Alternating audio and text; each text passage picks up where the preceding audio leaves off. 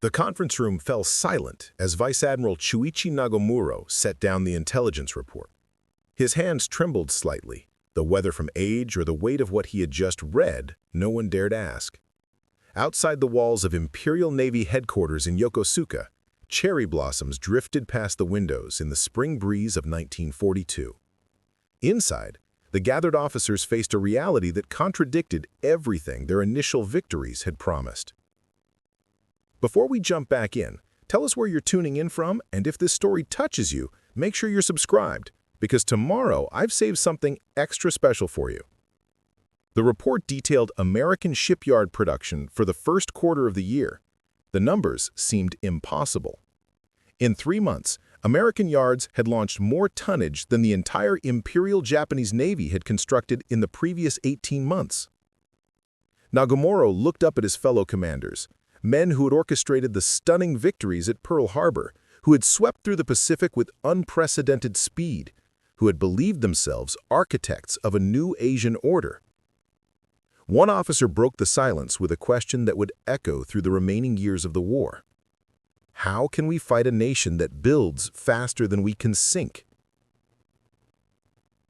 The path to this moment of terrible clarity began not on December 7th, but years earlier, when Japan's military leadership made calculations that would determine the fate of millions.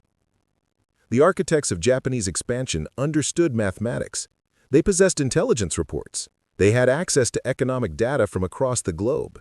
What they lacked was the imagination to believe what those numbers truly meant when translated into war-making capacity. In the autumn months of 1940, as Japan solidified its alliance with Germany and Italy, senior naval officers gathered for strategic planning sessions that would chart their nation's course toward catastrophe. These were not foolish men. Many had studied abroad, several spoke English fluently. They had traveled, observed, and analyzed.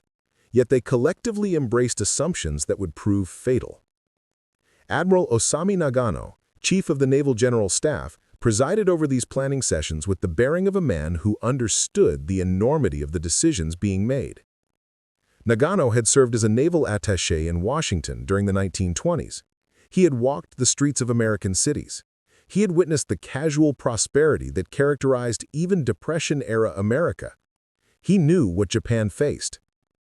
During one particularly contentious planning session in November 1940, Nagano addressed his subordinates with unusual candor.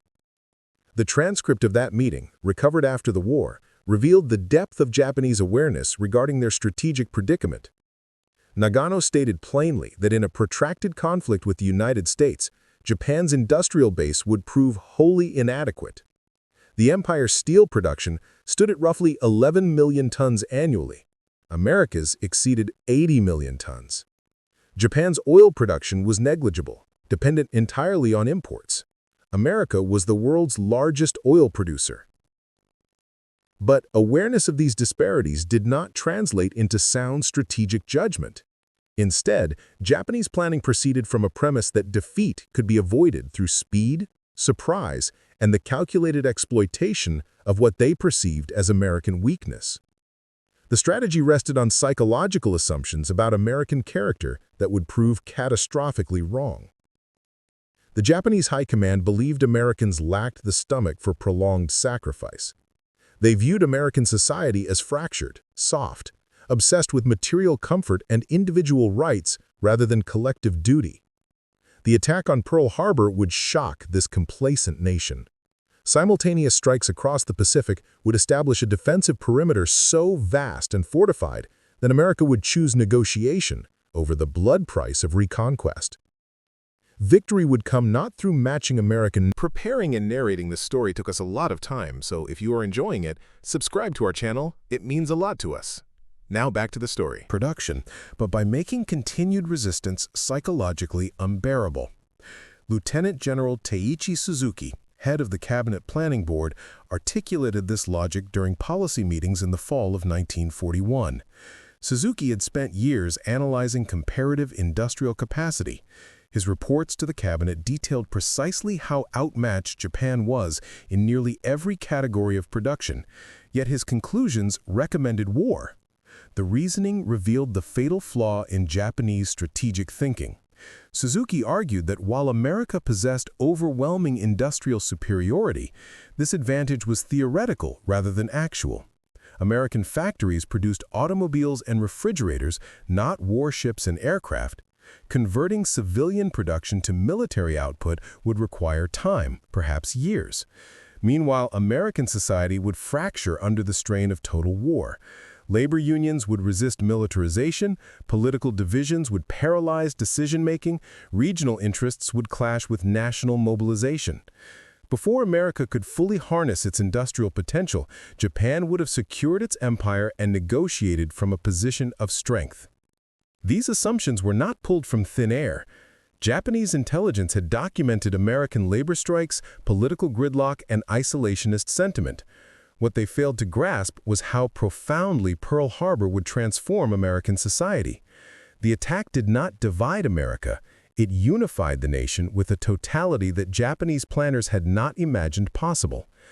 Admiral Isoroku Yamamoto occupied a unique position within this strategic landscape. As commander of the combined fleet, he bore responsibility for executing a war he had opposed. Yamamoto's objections to conflict with America were well documented. In private letters and semi-private conversations, he expressed grave doubts about Japan's chances. Yet once the decision for war was made, Yamamoto designed the Pearl Harbor operation with meticulous attention to detail, hoping that a devastating opening blow might create the conditions for the quick victory that represented Japan's only hope. Yamamoto had spent extensive time in America. From 1919 to 1921, he studied at Harvard University. Later, he served as naval attaché in Washington. These experiences shaped his understanding of American society in ways that set him apart from his colleagues. He had driven across the American continent. He had seen the industrial heartland, the agricultural abundance, the sheer physical scale of the nation. He had visited factories where mass production techniques achieved output levels that Japanese industry could barely comprehend. In a letter written to a friend in October 1941, Yamamoto expressed his foreboding with stark clarity. If ordered to fight, he wrote, he could promise vigorous action for perhaps 6 months or a year. Beyond that time frame, he had no confidence whatsoever. The letter continued with observations about American character that contradicted the prevailing assumptions in Tokyo. Americans were not soft, Yamamoto argued. They were merely peaceful when left alone. Once aroused to anger, they would prove formidable enemies with resources that dwarfed Japan's capacity to resist. These warnings circulated among senior officers but failed to alter the trajectory toward war. The Army faction, which dominated government policy, dismissed Yamamoto's concerns as Navy timidity. Army generals, focused on continental campaigns in China, understood less about naval warfare and industrial production than their Navy counterparts. They believed Japanese fighting spirit and tactical superiority would overcome material disadvantages. The concept of seishin, or spiritual strength, featured prominently in Army thinking. Properly motivated troops with superior morale could defeat numerically superior enemies. History provided examples. Japan had defeated Russia in 1905, despite being the smaller power. What this analysis ignored was that modern industrial war operated under different rules than previous conflicts. The Russo-Japanese War had been fought with armies of hundreds of thousands, fleets of dozens of ships, conflicts measured in months. The coming Pacific War would involve millions of men, thousands of ships and aircraft, campaigns spanning years and entire oceans. The side that could produce more, faster, and continuously would possess an overwhelming advantage that no amount of fighting spirit could overcome. The first 6 months of war seemed to validate Japanese strategy so completely that even skeptics began to believe. The speed and scope of Japanese victories exceeded the most optimistic projections. Pearl Harbor crippled the American Pacific Fleet. Simultaneously, Japanese forces struck across a front stretching thousands of miles. Guam fell within days. Wake Island resisted for 2 weeks before being overwhelmed. Hong Kong surrendered on Christmas Day 1941. the supposedly impregnable fortress of Singapore capitulated in February 1942, with 80,000 British and Commonwealth troops entering captivity. The Philippines, defended by American and Filipino forces, collapsed by May. The Dutch East Indies, Burma, and a vast swath of Pacific islands came under Japanese control with stunning rapidity. These conquests created the defensive perimeter that Japanese strategy required. Natural resources now flowed to Japan. Oil from the Dutch East Indies, rubber from Malaya, rice from Burma and Indochina, tin, bauxite, and other strategic materials from across the conquered territories. The empire appeared secure. Western colonial power in Asia had been broken. The mythology of Japanese invincibility took root not just in Tokyo, but throughout the occupied regions. Victory produced dangerous overconfidence among Japanese commanders. Admiral Matome Ugaki, who served as chief of staff to Admiral Yamamoto, kept a detailed diary throughout the war. His entries from early 1942 revealed the psychological transformation that success produced. Ugaki wrote of the ease with which Allied forces had been defeated. He noted the weakness of enemy resistance, the poor quality of Allied equipment, the apparent vindication of Japanese tactical doctrine. In a March entry, Ugaki questioned whether pre-war estimates of American strength had been exaggerated. Perhaps America was not the colossus that intelligence reports suggested. Perhaps the rapid victories proved that Japanese excellence could overcome material disadvantage. These sentiments were widely shared. Officers who had expressed reservations before the war found themselves reconsidering. If America was truly so powerful, why had their forces been defeated so comprehensively? The psychological pressure to believe in ultimate victory was immense. Japanese military culture discouraged dissent and doubt. Expressing pessimism about the war's outcome invited accusations of defeatism or cowardice. Even officers who privately harbored concerns found themselves publicly endorsing optimistic assessments. Yet evidence of American capabilities was accumulating for those willing to see. The Doolittle raid on April 18, 1942, though tactically insignificant, carried psychological and strategic weight that should have alarmed Tokyo. 16 American B-25 bombers, launched from the aircraft carrier Hornet far at sea, struck Tokyo and other cities. The damage was minimal. Most bombs fell on residential areas or missed their targets entirely. Several aircraft crashed or were abandoned after reaching China. The raid killed perhaps 50 Japanese civilians and caused minor property damage. But the implications were profound. Japanese territory had been violated. The sacred home islands had been bombed. Air defense had failed completely. Most critically, the raid demonstrated American technical ingenuity and operational daring. Negotiated peace. The Japanese response to the Doolittle raid revealed strategic thinking that would prove consistently flawed. Rather than reassessing their fundamental assumptions, Japanese planners decided to extend the defensive perimeter further eastward. The objective was to draw out and destroy American carrier forces. This decision led directly to the Battle of Midway, the turning point that would begin exposing the vast gap between Japanese capabilities and American industrial might. Planning for the Midway operation reflected the overconfidence that early victories had produced. Admiral Yamamoto designed an elaborate plan involving multiple fleet elements, feints, and diversions. The operation aimed to capture Midway Island while simultaneously attacking the Aleutian Islands in the north. The complexity reflected confidence in Japanese operational superiority. The plan assumed that American forces would react predictably, that Japanese intelligence would provide adequate information, that Japanese material advantages in numbers of ships and aircraft would prove decisive. None of these assumptions held. American codebreakers at Station Hypo in Pearl Harbor, led by Commander Joseph Rochefort, had made significant progress in decrypting Japanese naval communications. They determined that a major operation was planned for early June, targeting an objective designated AF. To confirm that AF meant Midway, American intelligence employed a clever ruse.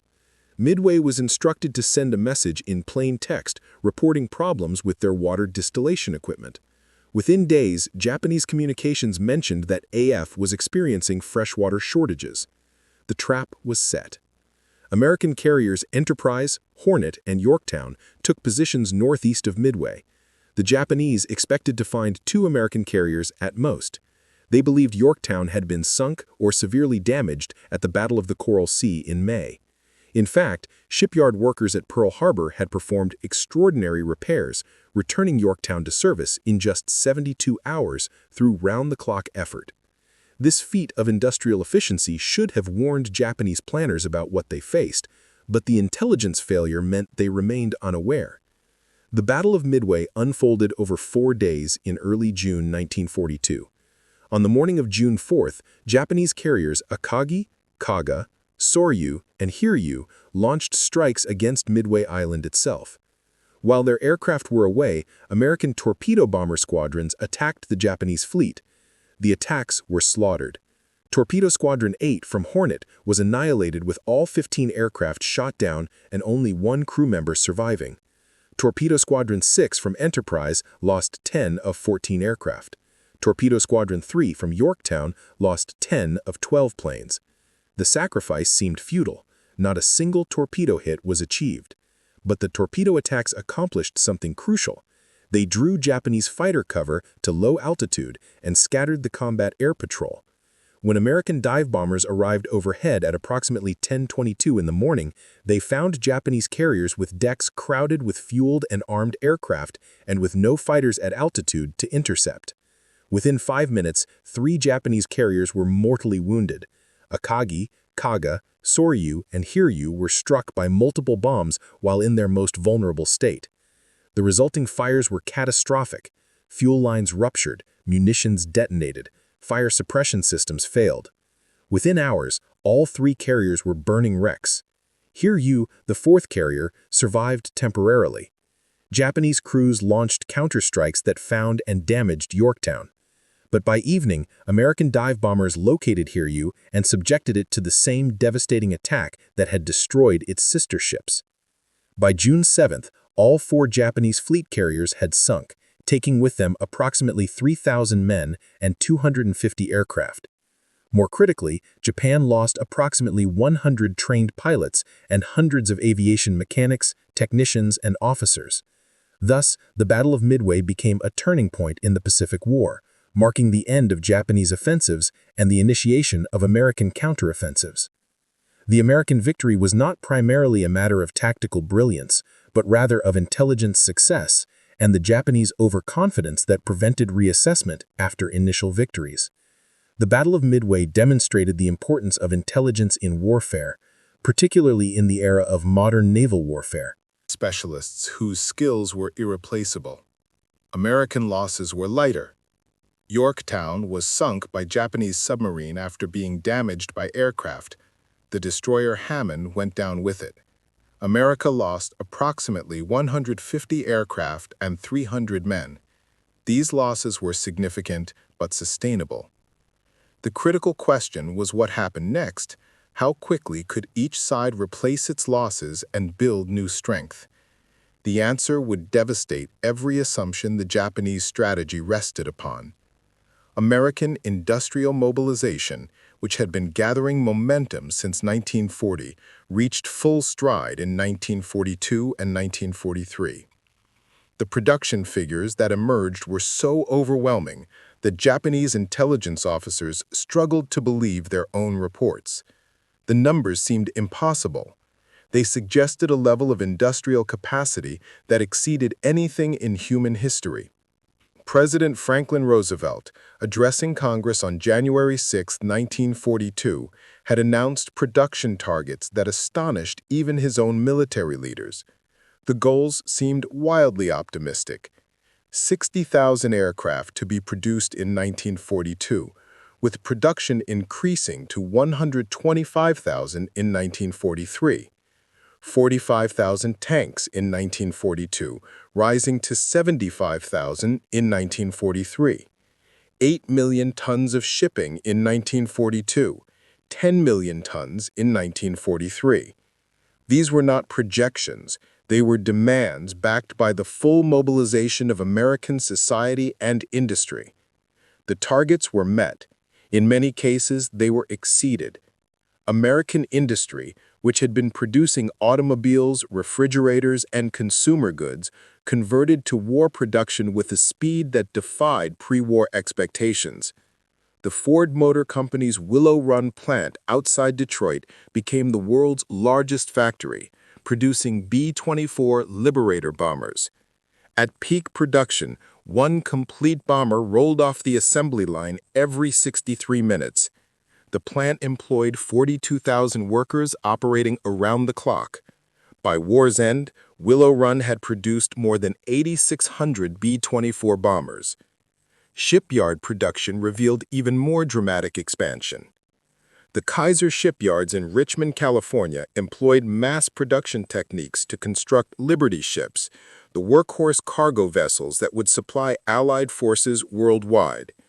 Using prefabricated sections and assembly line methods, Kaiser yards reduced construction time from months to weeks, then to days. The record was set in November 1942, when the SS Robert E. Peary was launched just 4 days and 15 hours after its keel was laid. While this was a publicity stunt requiring special preparation, it demonstrated capabilities that Japanese planners found incomprehensible. Aircraft carrier production told the story of American industrial supremacy most clearly. Japan entered the war with 10 carriers of various types. 6 were large fleet carriers capable of operating 70 to 90 aircraft each. These were the strike force that had attacked Pearl Harbor. Midway had destroyed 4 of these irreplaceable vessels.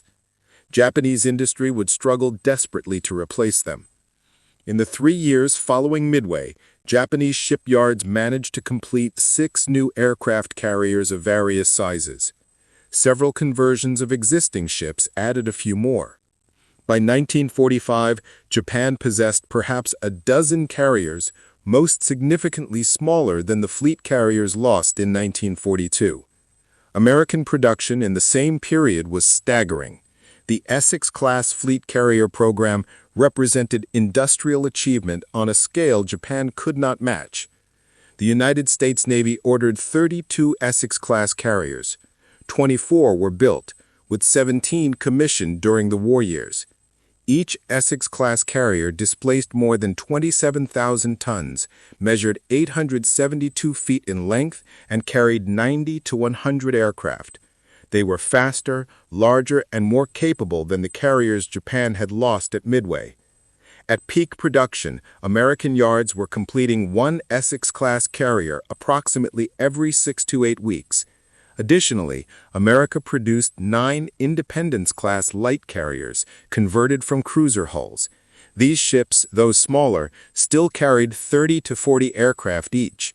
The fleet and light carriers, American industry built more than 100 escort carriers, smaller vessels designed for convoy protection, anti-submarine warfare, and amphibious support. Many escort carriers were built using mass production techniques on commercial shipyard ways. The entire American carrier construction program in World War II produced 141 carriers of all types, compared to Japan's total wartime production of perhaps 20 carriers, including conversions. These statistics were available to Japanese intelligence through multiple sources. Neutral countries provided information. American production was not secret. Newspapers published stories about industrial mobilization.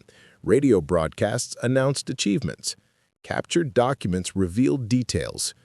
Japanese naval intelligence compiled reports documenting American shipbuilding that circulated among senior officers. The information was accurate. The Japanese High Command knew what they faced. What they could not accept was the implications. The numbers were so overwhelming that incorporating them into strategic planning meant acknowledging inevitable defeat. Cognitive dissonance prevented rational adjustment. Japanese commanders chose instead to hope that intelligence reports were exaggerated, that American ships were inferior in quality, that somehow circumstances would change. They could not emotionally accept what they intellectually understood. Aircraft production revealed similar patterns. In 1940, Japan produced approximately 4,800 aircraft of all types. This was respectable output for a middle-ranking industrial power. Production increased during the war years, reaching perhaps 28,000 aircraft in 1944 at its peak. Total Japanese aircraft production from 1941 to 1945 was approximately 76,000 aircraft. American production in 1940 was roughly 12,800 aircraft. By 1941, this had increased to 26,000. In 1942, American factories produced 47,000 aircraft. In 1943, production reached 86,000 aircraft. The peak came in 1944, when American industry delivered 96,000 aircraft. Total American production from 1941 to 1945 exceeded 300,000 aircraft. Japanese factories building 76,000 aircraft were competing against an enemy producing 300,000. The quality gap compounded the numerical disparity. Japanese aircraft design in 1941 was excellent. The Mitsubishi A6M0 fighter dominated early Pacific air combat. Its combination of range, maneuverability, and firepower outclassed every Allied fighter it encountered in the war's first year. Japanese pilots, many veterans of combat in China, possessed superior training and experience. This qualitative edge allowed Japanese forces to achieve air superiority despite numerical disadvantages, but qualitative advantage eroded rapidly. American aircraft design progressed through multiple generations during the war. The Grumman F-4F Wildcat fighter of 1941, inferior to the Zero in most respects, was replaced by the F-6F Hellcat in 1943. The Hellcat was faster, more rugged, and better armed than the Zero. It could not outturn a Zero, but American tactics emphasized speed and altitude advantage rather than dogfighting. The Vought F-4U Corsair, introduced in 1943, was even more formidable. By 1944, American fighters were demonstrably superior to Japanese designs in nearly every category. Japanese aircraft development stagnated by comparison. The Zero remained in frontline service throughout the war with only minor improvements. Newer designs like the Kawanishi N1KJ fighter showed promise, but suffered from production difficulties and engine problems. Japan's aircraft industry could not iterate designs, refine production, and incorporate technological advances at the pace American industry achieved. The result was predictable. By 1944, better American aircraft flown by better trained pilots in vastly greater numbers had achieved absolute air supremacy. The training differential proved equally decisive. America's extensive educational system and industrial base supported massive pilot training programs. Aviation cadets received hundreds of flight hours before deployment. Training included navigation, tactics, gunnery, and formation flying in conditions that simulated combat as closely as safety permitted. Instructor pilots, many of them combat veterans, rotated home, shared hard-won lessons. The pipeline of new pilots expanded throughout the war, with thousands graduating monthly from training programs across the United States. Japanese pilot training, constrained by fuel shortages, limited aircraft availability, and instructor losses, deteriorated steadily. Pre-war Japanese naval aviators had been superbly trained, often with more than 700 flight hours before their first carrier deployment. These men were among the finest pilots in the world. But casualties eroded this elite force. Experienced pilots died in combat with no adequate system for rotating them to training roles. Their knowledge died with them. By 1943, Japanese pilots entered combat with perhaps 200 flight hours of training. By 1944, this had declined to 100 hours or less. Many late-war Japanese pilots had never practiced carrier landings or night flying before their first combat mission. They lacked training in formation tactics, aerial gunnery, or navigation. When these inadequately trained pilots encountered American aircraft, flown by aviators with 500 hours of training, the outcome was massacre. The Battle of the Philippine Sea in June 1944 demonstrated the complete breakdown of Japanese naval aviation. American forces invading Saipan in the Mariana Islands prompted a Japanese naval response. Admiral Jisaburo Osawa commanded a carrier force of 9 carriers with approximately 430 aircraft. He faced Vice Admiral Mark Mintzer's Task Force 58, which included 15 carriers with more than 900 aircraft. The numerical disparity was significant, but the qualitative gap was catastrophic. On June 19th, Japanese aircraft launched waves of attacks against the American fleet. American radar detected the incoming raids at extreme range. Fighter directors vectored Hellcat fighters to intercept. What followed was described by American pilots as a turkey shoot. Inexperienced Japanese pilots in inferior aircraft flew predictable attack patterns against an enemy that knew they were coming. American fighters slaughtered them. Anti-aircraft fire from American ships, directed by radar and employing proximity-fused shells, devastated the formations that penetrated fighter cover. By day's end, Japan had lost approximately 380 aircraft and 2 carriers, including the newest carrier, Taiho, pride of the fleet. American losses were 29 aircraft and minor damage to several ships. Japanese naval aviation never recovered. The trained pilots who died over the Philippine Sea could not be replaced. The carriers that survived had aircraft, but no competent aviators to fly them. Ground combat revealed similar disparities. Japanese soldiers, indoctrinated with Bushido warrior traditions, fought with fanatical determination. They chose death over surrender, launched suicidal banzai charges, and endured conditions that would break most armies. This fighting spirit was real and formidable. But courage could not overcome the material advantages that American forces enjoyed. The Guadalcanal campaign, from August 1942 through February 1943, illustrated the logistics differential. American forces landed on Guadalcanal with extensive supplies, heavy equipment, and the expectation of continuous resupply. Japanese forces attempted to retake the island through reinforcement runs, the famous Tokyo Express fast destroyer missions that delivered troops under cover of darkness while avoiding American air power. These reinforcement missions succeeded in landing troops, but failed to provide adequate supplies. Japanese soldiers on Guadalcanal fought on reduced rations, then starvation rations, then literally starved. They lacked medicine for tropical diseases. Ammunition ran short. Heavy weapons could not be supplied. By the campaign's end, Japanese forces had suffered approximately 25,000 casualties, with disease and starvation killing more men than combat. American casualties were roughly 7,000, most from combat rather than deprivation. The pattern repeated across every Pacific battlefield. American forces attacked with overwhelming firepower, abundant supplies, and logistical support that could sustain operations indefinitely. Japanese defenders fought with dwindling ammunition, no prospect of resupply, and certainty that relief would never come. Tactical skill and fighting spirit could delay defeat, but not prevent it. Japanese military culture's emphasis on offensive action and decisive battle suited neither Japan's strategic circumstances nor modern industrial warfare's attritional nature. The cult of the offensive, deeply embedded in Japanese military thinking, led to tactical decisions that squandered irreplaceable resources.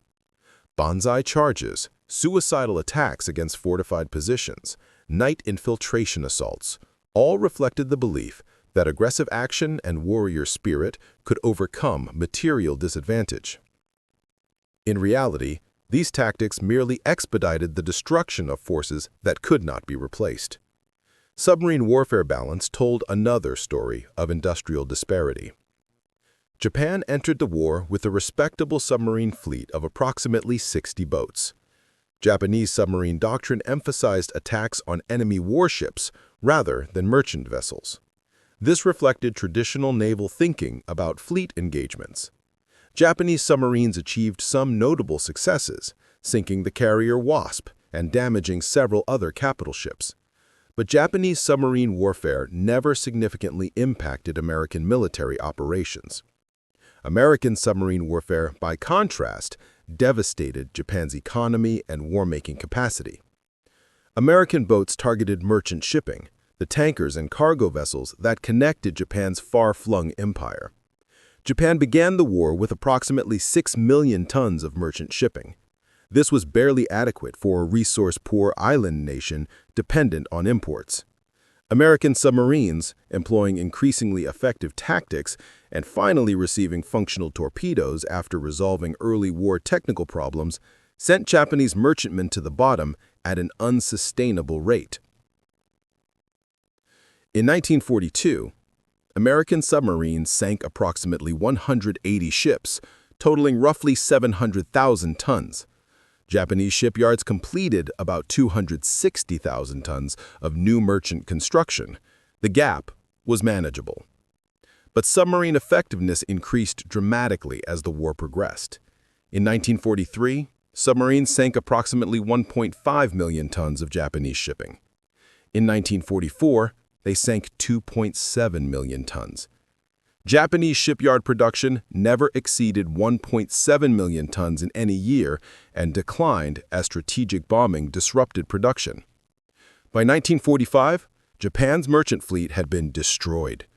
Oil from the Dutch Indies, the resource Japan had gone to war to secure, could not reach Japanese refineries. Raw materials from Southeast Asia remained undelivered.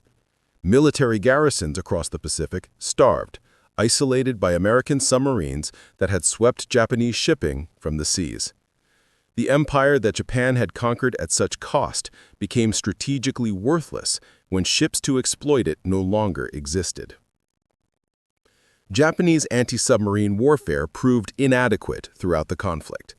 Escort vessels were too few, anti-submarine weapons were unsophisticated, and doctrine was deficient.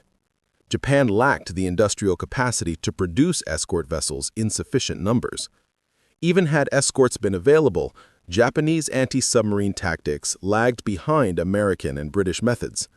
The result was one-sided slaughter. American submarines lost 52 boats during the war, a casualty rate of approximately 22%, high for submariners, but sustainable given American production. Japanese merchant marine suffered approximately 70% losses. Every category of military production revealed similar patterns. Tank production provided another stark example. Japan produced approximately 6,300 tanks and self-propelled guns during the entire war. Many were light tanks with thin armor and small guns, adequate for infantry support in China, but overmatched by American armor. American tank production exceeded 88,000 vehicles, including 49,000 M4 Sherman medium tanks. The Sherman was not the best tank of the war, but it was reliable, available in overwhelming numbers, and adequately armed and armored for Pacific combat. Artillery production showed the same disparity. American factories delivered approximately 260,000 artillery pieces of all types during the war years. Japanese production was roughly 13,000 guns. In ammunition production, the gap was even wider. American industry produced billions of artillery shells, small arms cartridges, and bombs. Japanese factories struggled to maintain even reduced production rates as raw materials became scarce and strategic bombing disrupted manufacturing. The personal equipment differential became evident to any soldier who saw both sides' gear.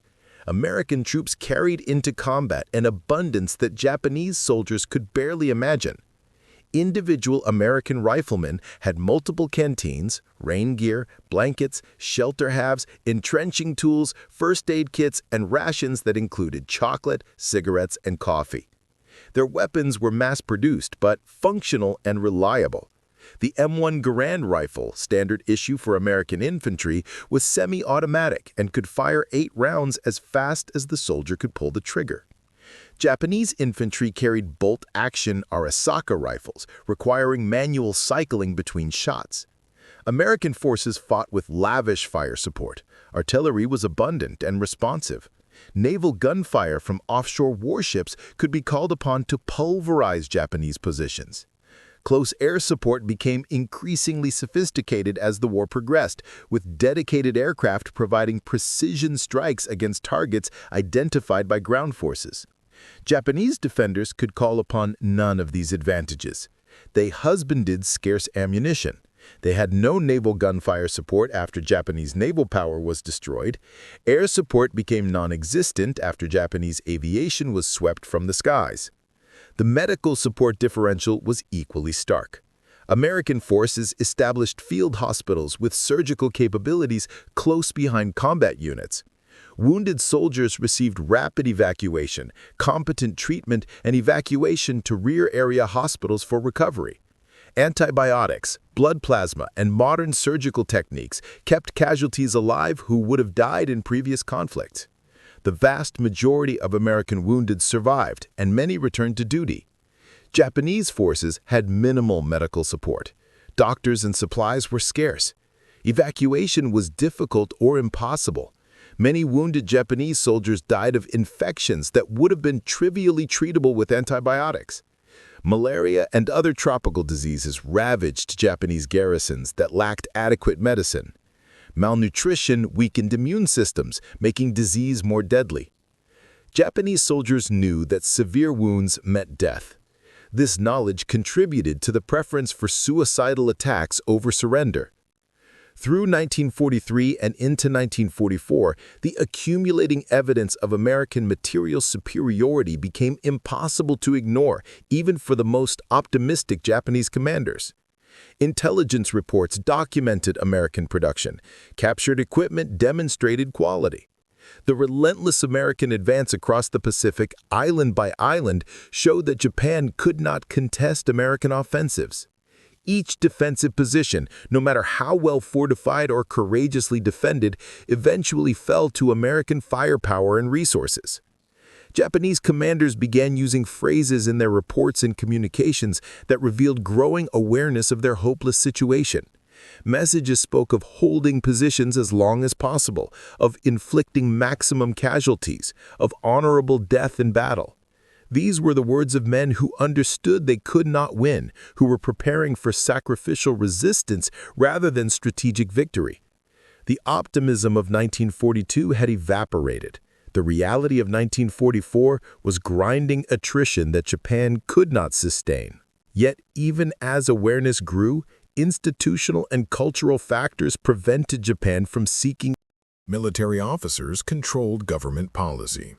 The concept of surrender was culturally abhorrent. The treatment that Japan had inflicted on conquered peoples and prisoners created legitimate fear of retribution. The demand for unconditional surrender, announced by Roosevelt and Churchill at Casablanca in January 1943, left no room for negotiated settlement. Japan's leaders saw only two choices: fight on, hoping for a miraculous reversal, or accept national humiliation and possible destruction. They chose to fight. The Gilbert and Marshall Islands campaigns in late 1943 and early 1944 demonstrated American operational capability that should have convinced any remaining optimists that defeat was inevitable. American forces seized Tarawa in November 1943 after brutal fighting that killed nearly the entire Japanese garrison. The assault tactics were imperfect. Casualties were higher than expected, but the outcome was never in doubt. American forces learned from Tarawa's lessons and applied them to subsequent operations. The Marshall Islands fell in February 1944. Kwajalein, Eniwetok, and other atolls were seized through combined arms operations that overwhelmed defenders. Japanese garrisons, cut off and unsupplied, could only die in place. Each victory brought American forces closer to Japan. Each operation refined American tactics and demonstrated the growing competence of American forces. Japanese commanders watching these defeats understood what they portended. The defensive perimeter was collapsing. The island strongpoints that were supposed to make reconquest prohibitively expensive were falling one by one. American forces were not being bled white, as Japanese strategy required. They were growing stronger, more experienced, and more numerous with each operation. Admiral Mineichi Koga, who had succeeded Yamamoto as commander of the combined fleet after Yamamoto's death in April 1943, faced the impossible task of contesting American advances with diminishing resources. Koga's forces could not be everywhere. Committing the fleet to defend one island chain meant abandoning others. American intelligence often learned Japanese fleet dispositions and movements, allowing American commanders to avoid engagement on unfavorable terms or to prepare ambushes. Koga died in March 1944 when his aircraft disappeared in a storm while relocating headquarters. His successor, Admiral Suemu Toyoda, inherited a fleet that existed largely on paper. Ships were available, but fuel oil was desperately short. Aircraft were being produced, but trained pilots were gone.